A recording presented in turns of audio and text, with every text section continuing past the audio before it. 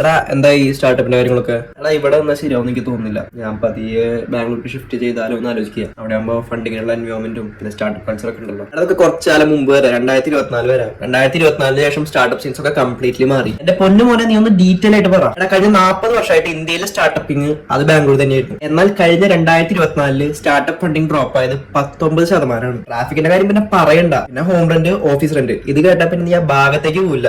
ഏത് സിറ്റിയുടെ ആയിരുന്നു നീ ഇപ്പൊ പറഞ്ഞു വരുന്നത്? ബാംഗ്ലൂരിൽ നിന്ന് 650 കിലോമീറ്റർ അപ്പുറത്ത് ഒരു സിറ്റി ഉണ്ട്. ഇനി ഇത് ജസ്റ്റ് ഒരു ടെക് ഹബ് മാത്രമല്ല, കംപ്ലീറ്റ് എക്കോസിസ്റ്റം ആണ്. വേൾഡ് ക്ലാസ് ഓഫീസസ്, അതും ബാംഗ്ലൂരിന്റെ ഹാഫ് റെന്റ്, വൈഡർ റോഡ്സും ബെറ്റർ ഇൻഫ്രാസ്ട്രക്ചറും. അല്ല അപ്പൊ ഈ കമ്പനീസ് ഒക്കെ ഷിഫ്റ്റ് ചെയ്യാൻ തുടങ്ങിയ പിന്നില്ലാണ്ട് ഗൂഗിൾ, മൈക്രോസോഫ്റ്റ്, ആമസോൺ, ഊബർ ഇവരെല്ലാവരും ബിഗ്ഗസ്റ്റ് R&D സെന്റേഴ്സ് ഇപ്പോ ഇവിടേക്ക് മൂവ് ചെയ്തല്ലോ. സ്റ്റാർട്ടപ്പ് ഫണ്ടിങ്സിന്റെ കാര്യം നോക്കുകയാണെങ്കിൽ 156% ഇൻക്രീസ് വന്നിട്ടുള്ളത്. അവരടുത്ത ബാംഗ്ലൂർ ആവാനുള്ള പ്ലാൻ ആയിരിക്കുമല്ലോ. ബാംഗ്ലൂരിനെ നമുക്ക് ഒരിക്കലും കോപ്പി അടിക്കാൻ പറ്റില്ല. കാരണം ബാംഗ്ലൂരിന് അതിന്റേതായിട്ടുള്ള ബ്യൂട്ടി ഉണ്ട്. ഇവിടെ ബാംഗ്ലൂർ ഫേസ് ചെയ്യുന്ന പ്രോബ്ലംസ് സോൾവ് ചെയ്യാൻ നോക്കുക അവരുടേതായിട്ടുള്ള രീതിയിൽ. ഇൻഫർമേഷൻ ഒക്കെ കൊള്ളാം, പക്ഷെ ഏതാണ് സിറ്റി, ഏതാണ് ഈ അപ്കമിംഗ് പ്രൊജക്ട്? സിറ്റി നിങ്ങൾക്ക് ഇപ്പോൾ മനസ്സിലായില്ല.